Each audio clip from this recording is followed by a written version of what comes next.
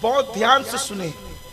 आज घर की औरतें तो बाहर भी दुपट्टा नहीं ओढ़ती, जो बाहर दुपट्टा ना ओढ़े तो घर में दुपट्टे का क्या तस्वुर हो सकता है। हालांकि तकवा यह है कि औरत अगर अकेली हो, कोई ना हो, तो भी कम से कम वो अपने सर के बालों को छुपा करके रखे, क्योंकि जब कोई नहीं होता है तो फरिश्ते उसके साथ होते हैं। तो फरिश्तों के एहतराम में वो कम से कम अपने सर के बालों को छुपा करके रखे। ये औरत के लिए हया है। और औरत अगर बेहया हो जाए तो फिर समाज से हया ही खत्म हो जाएगी। लोग कहते हैं कि ये मुसलमानों को क्या हो गया, ये औरतों को बहुत मुक़य्यद करना चाहते हैं। हम मुक़य्यद नहीं करना चाहते कि रखते हैं। अरे हम बाजार में खाने को बेहयाई समझते हैं, इसलिए कि हमारी प्लेट पर जो पेट में जा रही हो, तवज्जो फरमाए, जो प्लेट का खाना पेट में जा रहा हो उस पे आवारा लोगों की नजर पड़े, हमारा मजहब इसकी इजाजत नहीं देता। तो जो खाना पेट में जाकर हजम हो जाए उस पे किसी की नजर पड़े, हमें ये पसंद नहीं है। जो जिंदगी का साथी बने औरत, उस पर लोगों की नजर पड़े, हम ये कैसे गवारा कर सकते हैं। ये तो बेगैरत लोगों का काम है, बेहया लोगों का काम है कि वो औरतों को नुमाइश बनाते हैं। हमारे मजहब में तो औरत का मकाम बड़ा बुलंद है, उसका मर्तबा बड़ा बुलंद है, तो हम औरतों को नुमाइश नहीं बनाते। अर्ज कर रहा था कि औरतें बालों की नुमाइश करी तो बेचारी घर में क्या दुपट्टा ओढ़ेगी। याद रखिए, इमाम हुसैन से किसी ने कहा, हुसैन तेरी मां बड़ी नेक थी। इमाम की आंखों में आंसू आ गए, फरमाया तूने सच कहा। जब मेरी अम्मी का विसाल हुआ तो 6-7 साल से ज्यादा मेरी उम्र नहीं थी। उस छोटी सी उम्र में भी मैंने अपनी मां के सर के बालों को कभी नहीं देखा। जिसने अपने बेटों से भी अपने सर के बालों की हिफाजत की है वो नबी की शहजादी सैयदा फातिमतुज़ ज़हरा सलामुल्लाह अलैहा है। लेकिन आज क्या हो गया, तो तफसीर नूरुल बयान शरीफ का जिक्र कर रहा था। रहमत के फरिश्ते कहां से चले जाते हैं। जब हजरत इब्राहीम अलैहिस्सलाम को आग में डालने के लिए नमरूद ने अलावा तैयार किया और आग जलाई, बहुत बड़ी आग जलाई, इतनी बड़ी आग जलाई कि वो आग जो है उसका अलावा जो उसका हौज था वो तकरीबन 80 गज बताया जाता है। और हर बंदा उसमें ला करके लकड़ियां, कोयले और ईंधन डालता। हत्ता कि औरतें मन्नतें मानती कि मेरे बच्चे को शिफा मिलेगी तो चरखा काट कर जितनी रकम आएगी वो सब इब्राहीम को जलाने के लिए मैं खर्च करूंगी। इतनी शिद्दत पैदा की गई थी इब्राहीम अलैहिस्सलाम के खिलाफ। हजरत इब्राहीम अलैहिस्सलाम के लिए जब कई दिनों तक के आग भड़कती चली गई तो फिर इब्राहीम अलैहिस्सलाम को अब आग में डाला कैसे जाएगा, ये एक अजीब मसला था उनके लिए। तो शैतान ने आकर इंसानों को मेंजनीक बनाना सिखाया, गोफन जिसको कहते हैं मेंजनीक, वो बनाना सिखाया। और जब वो लोगों ने मेंजनीक तैयार कर दी तो तैयार करने के बाद मेंजनीक और गोफन आप समझते हैं ना कि रस्सी खींची जाती है और खींच करके छोड़ दी जाती है, तो जो पत्थर रखा होता है उस पर जाकर के लगती है और वो बहुत दूर तक, कई मीलों तक के पत्थर जाता है।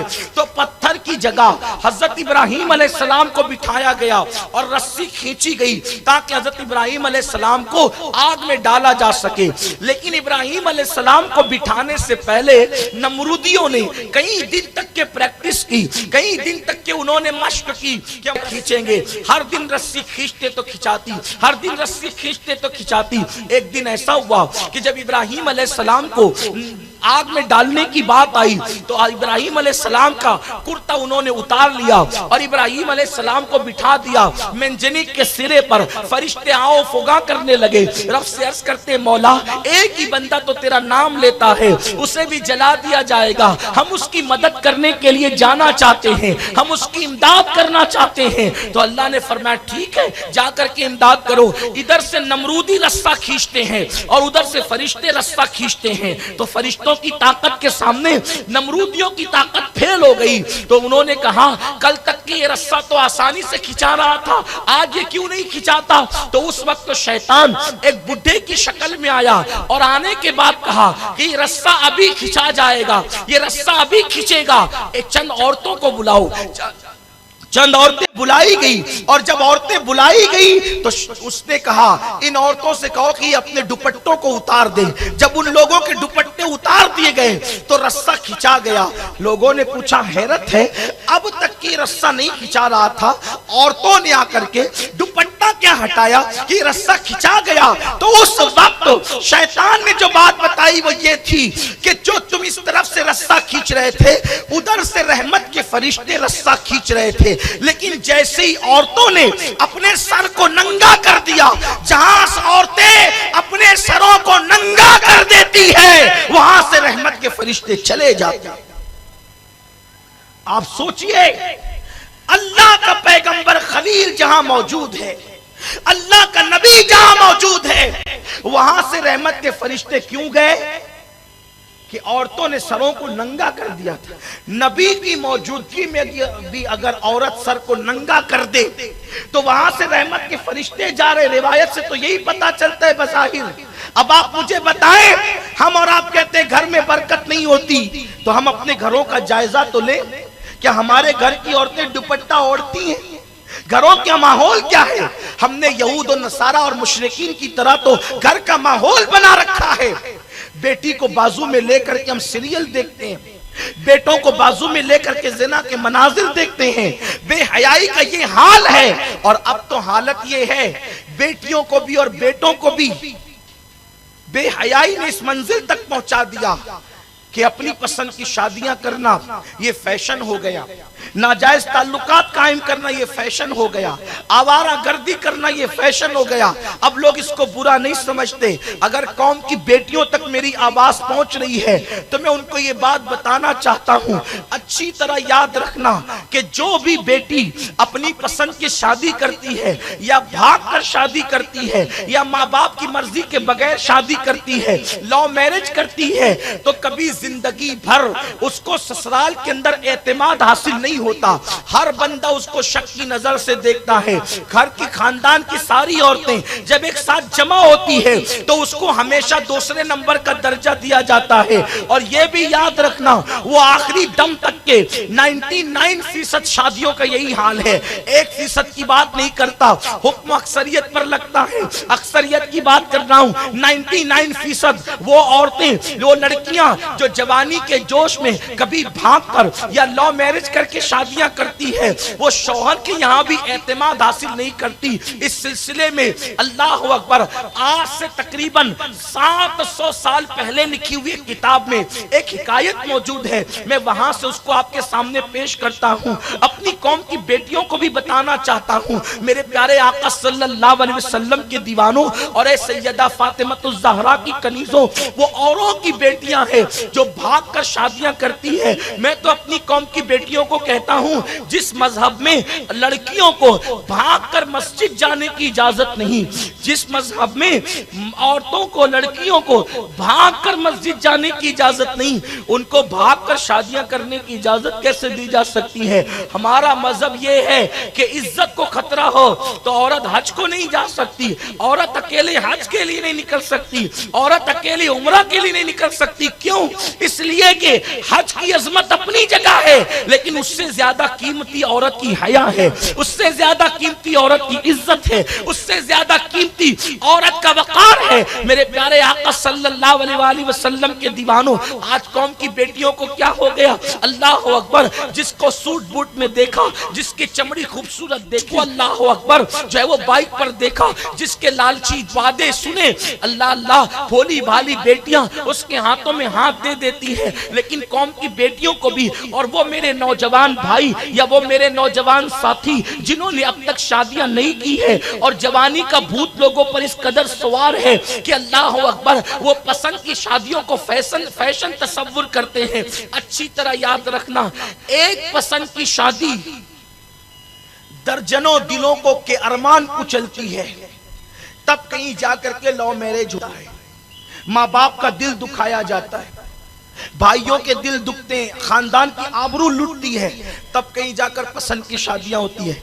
माँ बाप का दिल दुखाने वाले के तो सजदे भी कबूल नहीं होते, जो माँ बाप का दिल दुखाए उनके सजदों को भी कबूलियत नसीब नहीं होती। जो माँ बाप का दिल दुखाकर शादियां करें उनको खुशियां कैसे नसीब हो सकती है। जिंदगी भर पछताता इंसान, 2-4 महीने में सारा भूत उतर जाता है मोहब्बत और प्यार का, फिर सिवाय रोने के कुछ नहीं होता। लौटने वाली और लड़की को कभी खानदान में इज्जत और पनाह नहीं मिलती। फिर उसका बड़ा नुकसान ये है, उससे जो बच्चे पैदा होते हैं शरीफ खानदान के लोग उनको नहीं करते, लोग ताना देते हैं जिसकी माँ ने भाग कर शादी की थी उसकी बेटी क्या खाक शरीफ होगी, जिसके बाप ने भाग कर शादी की थी उसकी औलाद क्या खाक शरीफ होगी। मैं अपनी कौम के जवान बेटी और बेटियों से कहना चाहता हूं, अच्छी तरह याद रखो, अपने चंद दिन की ख्वाहिशात के लिए अपने बच्चों के मुस्तकबिल को तबाह मत करो, अपने बच्चों के मुस्तकबिल को बर्बाद मत करो। मेरे प्यारे आका अलैहिस्सलाम के दीवानों, तो अर्ज ये कर रहा था, एक बादशाह ने जो बहुत खूबसूरत था, बड़ा हसीन और जमील था, उसने एक बादशाह के शहर पे हमला किया और किले का मुहासरा किया। जब किले का मुहासरा हो गया तो किले का मुहासरा करने के बाद उसने चारों तरफ से किले को घेर लिया। जब किला चारों तरफ से घेर लिया गया, एक दिन जिसका किला घेरा गया था उस बादशाह की बेटी जो है वो किले की दीवारों पर टहल रही थी। उसने दूर से खूबसूरत लड़के को देखा तो पूछा ये कौन है, तो कहा जिसने हमला किया ये वो बादशाह है। उस बादशाह को देखकर, उसकी खूबसूरती को देखकर उसको उसका दिल उस पर आ गया। अल्लाह के रसूल अलैहिस्सलाम फरमाते हैं, शैतान के तीरों में से सबसे बदतरीन तीर बदनजरी है। बदनजरी, शैतान कहता है कि जब मैं किसी का ईमान लूटने में कामयाब नहीं होता तो मैं मर्दों के लिए औरत का इस्तेमाल करता हूं और औरत के लिए मर्द का इस्तेमाल करता हूं। इसीलिए हज़रत सुलेमान अलैहिस्सलाम ने फरमाया अपने बेटों से, मेरे बेटों अगर तुम्हें किसी नाग के पीछे जाना पड़े तो चले जाना, लेकिन कभी हुस्न के पीछे मत जाना, इसलिए कि नाग डसता है तो जान जाने का खतरा है और हुस्न डसता है तो ईमान जाने का खतरा है। बड़ा खतरनाक है ये जाहिरी हुस्न। और मैं कई मर्तबा अपनी जवानों को और अपनी बहनों को बता चुका हूं, हुस्न सफेद चमड़ी का नाम नहीं है। हमने बहुत हुस्न वालों को देखा, शादी के 2-3 साल के बाद 1-2 बच्चे हुए तो सारा हुस्न खत्म हो जाता है। हुस्न के पुजारी फिर कहीं और जाने लगते हैं। चले बीमारी हो गए, बीमारी के बाद अल्लाह अकबर हुस्न चला जाता है। चेहरे पे फुंसियां निकल आई तो हुस्न चला जाता है। चमड़ी हुस्न नहीं होती, अखलाक का हुस्न होता है, दिल का हुस्न होता है, तकवे का हुस्न होता है, खौफ खुदा का हुस्न होता है, वफादारी का हुस्न होता है, खशियत रब्बानी का हुस्न होता है, अखलाक और किरदार का हुस्न होता है। अल्लाह अल्लाह, चमड़ी के हुस्न को कब हमेशा जवाल आ सकता है, ईमान और किरदार के हुस्न को कभी जवाल नहीं आ सकता। इसलिए जो असल हुस्न है उसकी तरफ तवज्जो करो, असल हुस्न उसकी तरफ तवज्जो करो। ये क्या लोगों ने सफेद चमड़ियों पर अपने ईमान का सौदा करना शुरू कर दिया, अपने अकीदे का सौदा करना शुरू कर दिया। उस लड़की ने देखा हसीन और जमील बादशाह को, उस पर दिल आ गया। उसने तीर में एक खत लिखा और खत लिख करके तीर चलाया, बादशाह तक पहुंचाया। कहा कि मैं बहुत खूबसूरत हूं, हसीन और जमील हूं और तू भी खूबसूरत है, मेरा बाप बादशाह है, अगर तू चाहे मुझसे वादा करे कि तू मेरे साथ शादी करेगा तो मैं किले का दरवाजा खोल दूंगी और तेरे लिए फतह नुसरत का सामान करूंगी, शर्त है धन बन जाऊं। उसने दूसरा तीर भेजा, खत लिखकर हमें मंजूर है। उसके बाद उस जालिम शहजादी ने अपने बाप के साथ बगावत की। देखो नाजायज इश्क और मोहब्बत पहले माँ बाप का बागी बनाता है, बाद में किसी और का बागी बनाता है। और याद रखना, ये बहुत कीमती जुमले दे रहा हूँ, बहुत छोटी सी उम्र में हमने बहुत बड़े बुजुर्गों की सोहबत पाई, उन्हीं से सीख करके आपको बता रहे हैं कि कभी किसी को जो माँ बाप का बेवफा और गद्दार हो उसको कभी दोस्त मत बनाना, उसके साथ कभी जो है वफा की उम्मीद ना रखना। जो अपने माँ बाप से वफा ना करे वो कभी किसी का वफादार नहीं हो सकता। इसलिए दोस्ती उसी से करना कि जो माँ बाप का वफादार हो। अल्लाह अकबर, चंद घंटों की और चंद सालों की दोस्ती के लिए माँ बाप की वफादारी शर्त है। तो जिसको जिंदगी का साथी बना रहे हो, अगर वो माँ बाप का वफादार नहीं है तो वो कभी आपसे वफा नहीं कर सकता। बेटी और बहनों से कहता हूं, जिस लड़के ने तेरे हुस्न की खातिर अपने माँ बाप को धोखा दिया, वो तुझसे बेहतर जब मिलेगी तो किसी और के लिए तुझे भी धोखा दे सकता है। और अपने भाइयों से कहता हूं, जो लड़की तेरे लिए अपने माँ बाप को धोखा दे रही है, तुझसे बेहतर मिलेगा तो वो तुझे भी धोखा देगी। मेरे एक दोस्त ने बताया, उसने भी पसंद की शादी की, मैंने उसको बहुत रोका, मना किया। मुझसे उसने शेयर किया कि मैं करना चाहता हूं, मैंने कहा ना कर, इसलिए कि जो माँ बाप की वफादार नहीं वो तेरी भी नहीं होगी। उसने कहा सैयद साहब मजबूर हूं दिल के हाथों। मैंने कहा फिर मर, अगर तू मरना ही चाहता है तो मर। वल्लाह अल्लाह की इज्जत की कसम खा के कहता हूँ, झूठ बात नहीं कह रहा हूँ, सच्ची सच्ची बात कह रहा हूँ। नाम इसलिए नहीं लेता कि ऐब होगा। मेरा वो दोस्त मेरे पास आकर के तीसरे ही दिन रोने के लिए बैठा, बहुत देर तक के घंटों रोता रहा। मैंने कहा क्यों रो रहा है? शादी के तीसरे दिन रोने की वजह क्या है? तो कहा कि मुझे शक हुआ कि ये मेरे अलावा किसी और से भी राब्ते में है। जब मैंने तहकीक की और उसको कसम दे करके पूछा तो पता चला कि 4 लड़कों से और भी रिश्ते हैं। मैंने कहा नहीं कहा था मैंने, हंसने की बात नहीं है। मैं वल्लाह आपके दरमियान शुकूक पैदा करने नहीं आया, लेकिन ये बात जरूर कहना चाहता हूं, जो माँ बाप से वफा ना करे उससे वफा की उम्मीद कभी ना रखना। इसलिए आप क्या समझते हैं? आपने जिंदगी को खेल तमाशा समझ रखा है। हुजूर की जिंदगी छोड़कर आप सीरियल को क्यों आइडियल बनाते हैं? ये सीरियल लानती सीरियल क्या है? उनकी जिंदगी 3 घंटे में खत्म हो जाती है, हमारी जिंदगी 3 घंटे में नहीं खत्म होती। हमें तो पूरी जिंदगी जीना है। तुमने वो फर्जी कहानियों को क्यों आइडियल बनाया? अगर आइडियल ही बनाना है तो आमिना के लाल को आइडियल बनाओ, जिसकी जिंदगी खुदा को पसंद है। तेरी सीरत तेरी सूरत जमाने से निराली है, तेरी हर हर अदा प्यारे दलील बेमिसाली है।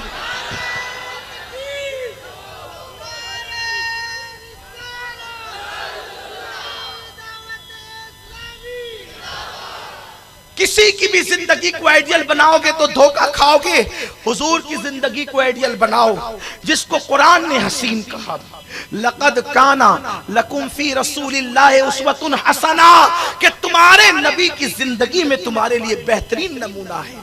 आइडियल है, आइडियल रसूलुल्लाह की जिंदगी, हुजूर की जिंदगी। अल्लाह अकबर। तो अर्ज ये कर रहा था, उस जालिम शहजादी ने अपने बाप से बगावत की और खत लिखा, जवाब भी आ गया।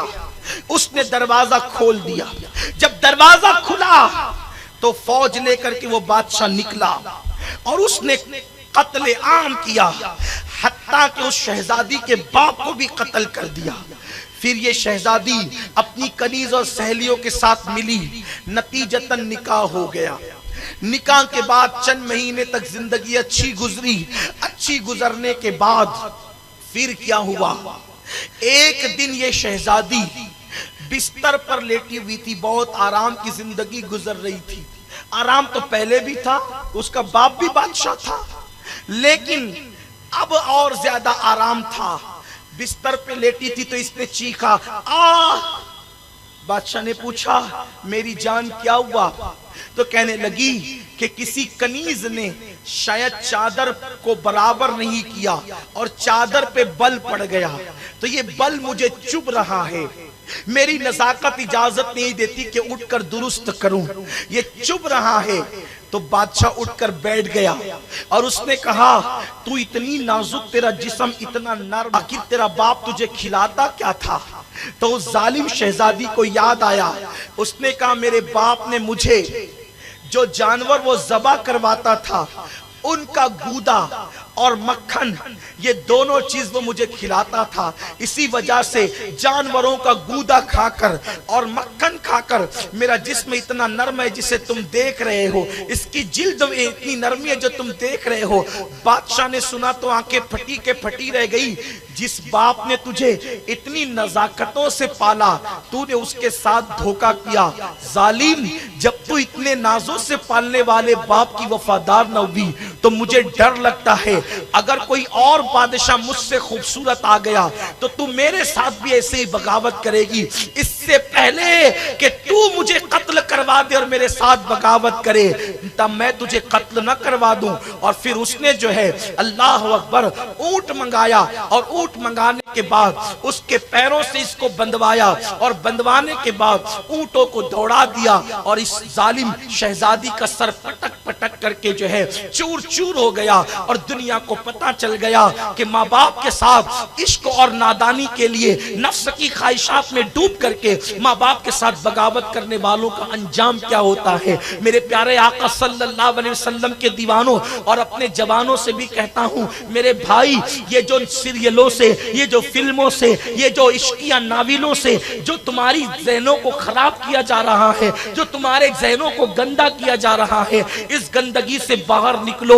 इसमें कोई लज्जत नहीं है, इसमें कोई वकार नहीं है, इसमें कोई शान और शौकत नहीं है। जिस रास्ते पर तुम जा रहे हो, मेरे प्यारे आका सल्लल्लाहु अलैहि वसल्लम के दीवानों, आओ आपको बताऊं हमारे यहाँ हया क्या थी, हमारे यहाँ पाकीज़गी का आलम क्या था, हमारे यहाँ अल्लाहु अकबर किस तरीके से मुसलमान अपनी जिंदगियों को गुजारते थे। और आज अपनी कैफियत क्या हो गई। सुल्तान सलाहुद्दीन अय्यूबी का नाम आपने सुना होगा। सलाहुद्दीन अय्यूबी जब बैतुल मुकद्दस फतह करने के लिए निकले तो सलाहुद्दीन के पीछे कुछ लड़कियों को लगा दिया गया, कुछ लड़कियों को लगा दिया गया कि सलाहुद्दीन का वो ईमान छीने हुस्न के जरिए से। हमेशा अहले बातिल ने अहले ईमान को मिशन से हटाने के लिए लड़कियों के हुस्न का इस्तेमाल किया है। यहूद और नसारा की आदत रही है कि इन्होंने हुस्न का इस्तेमाल करके हर काम करने वाले को मिशन से हटाया है। आपको अपनी अहमियत का अंदाजा नहीं। मुसलमानों, तुम्हें तुम्हारी अहमियत का अंदाजा नहीं, तुम्हें तुम्हारे टैलेंट का अंदाजा नहीं, तुम्हें तुम्हारी जिहानत का अंदाजा नहीं। ये जो गंदगी है ना, व्हाट्सएप की गंदगी, फेसबुक की गंदगी, यूट्यूब की गंदगी, तुम्हारे मोहल्ले में जो नशा बेचा जा रहा है, नशावर चीजें बेची जा रही है, लोगों को तुम्हारे दरमियान भेज के तुम्हें बिगाड़ा जा रहा है। क्या समझते हो दुनिया को तुमसे मोहब्बत है? मोहब्बत इसलिए लोग तुम्हें गुनाह करने के सामान दे रहे हैं। लोगों को तुमसे प्यार है इसलिए वो तुम्हें सामान दे रहे हैं अय्याशियों का, प्यार की वजह से नहीं। अगर प्यार की वजह से वो अय्याशियों का सामान दे रहे तो वो बैतुल मुकद्दस में रोटी क्यों नहीं देते?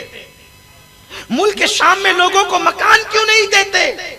उन्हें प्यार नहीं है, उन्हें तुम्हारे टैलेंट से खतरा है, तुम्हारी जिहानत से खतरा है, तुम्हारी निगाहों की पाकीज़गी से खतरा है। वो अच्छी तरह जानते हैं, इस्लाम दुश्मन ताकतें अच्छी तरह जानती है।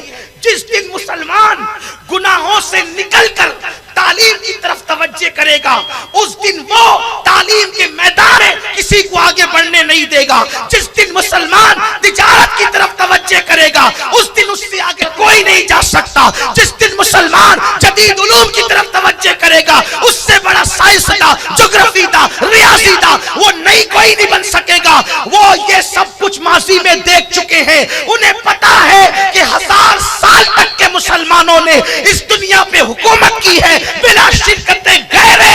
उन्हें वो जानते हैं मुसलमान को मुसलमान बनने मत दो, इनको कॉलेज में आवारा कर दो, ये किताब न पढ़े, ये चेहरे पढ़ते रहे, तिजारत की मंडी में अय्याश बना दो, ये कारोबार न करे, ज़िना और शराब में डूब जाए ताकि मुसलमान आगे न बढ़ने पाए। और तुम इतने भोले भाले के साजिश समझ नहीं पा रहे हो, डूबे जा रहे हो, डूबे जा रहे हो, डूबे जा रहे हो। हुजूर के फरमान की तरफ तवज्जो नहीं करते, कुरान के फरमान की तरफ तवज्जो नहीं करते। लुट रहे हो ना, लुट रहे हो। हुस्न ने किसको बख्शा जो तुम्हें बख्शेगा?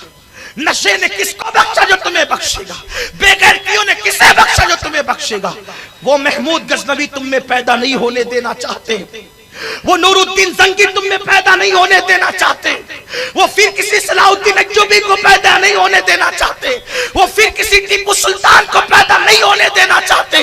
उन्हें पता है कि जब मुसलमान टीपू सुल्तान की तरह किरदार का गाजी होगा तो उससे कोई आगे नहीं बढ़ सकेगा। इसीलिए वो तुम्हें आवारा करना चाहते और तुम हो होश के नाखून ही नहीं लेते। उलमा के खिताबात और नसीहतों को सुन करके हंसते हो। ये जो तुम्हारे हाथों में भीख के कटोरे हैं ये तुम्हारे किरदार की वजह से। सिग्नलों पे तुम्हारी बेटियां जो बुर्का पहन के भीख मांग रही है ये तुम्हारे किरदार की वजह से है, वरना मुसलमान और भीख मांगे हो ही नहीं सकता।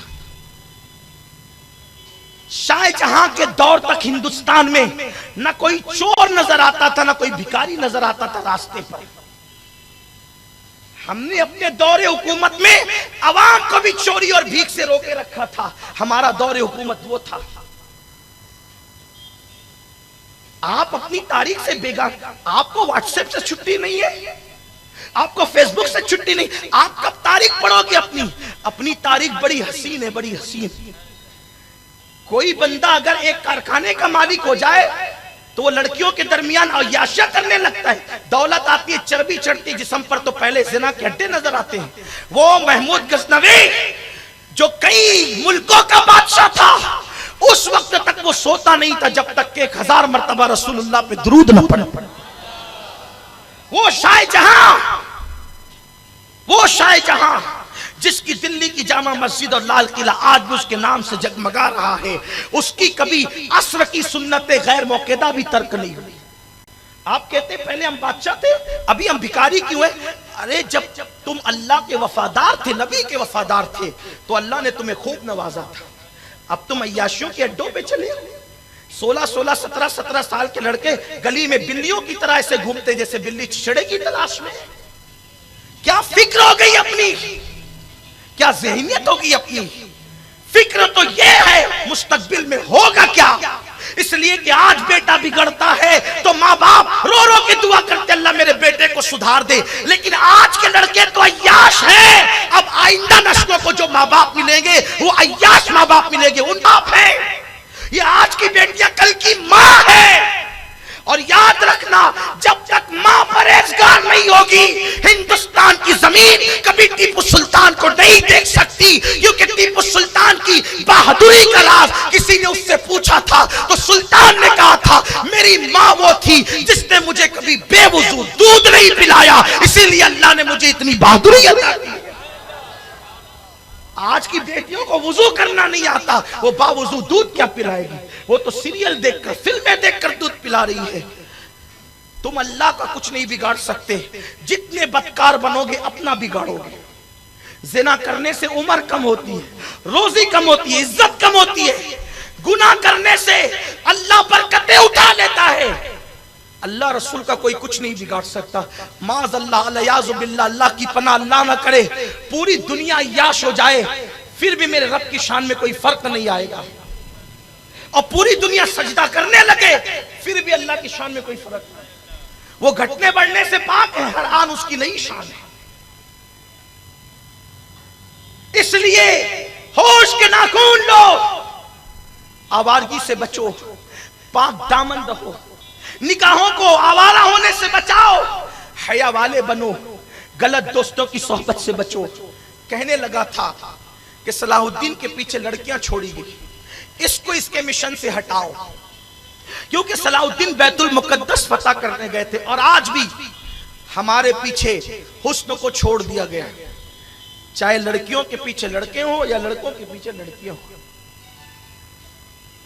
मेरे भाई आप कहते हैं इश्क और मोहब्बत, मैं कहता हूं इस वक्त तो दुनिया में सबसे ज्यादा तो इश्क और मोहब्बत ही महंगे हैं। इतने दिल वाले कहां से निकल के आए, जमीन से निकले कि आसमान से उतरे, जिसको देखो वो इश्क कर रहा है, वो इश्क कर। अरे अगर दिलों में इतना इश्क होता तो माँ बाप रोते नहीं। अगर तेरे दिल में इतने ही इश्क का दरिया ठाटे मारा है तो जा तेरी माँ से मोहब्बत कर, तेरे बाप से मोहब्बत कर। वतन में माँ बाप तरस रहे हैं और यहां ये इश्क मोहब्बत के नाम पे गिफ्ट दे रहे हैं। ये इश्क नहीं, अगर इश्क होता तो वो पहले अपने माँ बाप से करता ना। किसी लड़की से क्यों करता? और किसी लड़की के दिल में इश्क का दरिया होता तो वो अपने माँ बाप और भाई बंदों से करती ना, वो किसी गैर से क्यों करती है? इश्क नहीं, ये नफसानियत है, ये शैतानियत है, जिसको फिल्म और सीरियल और आज का जदीद दौर आम करने की कोशिश कर रहा है। बच्चों, बहुत नुकसान उठाओगे।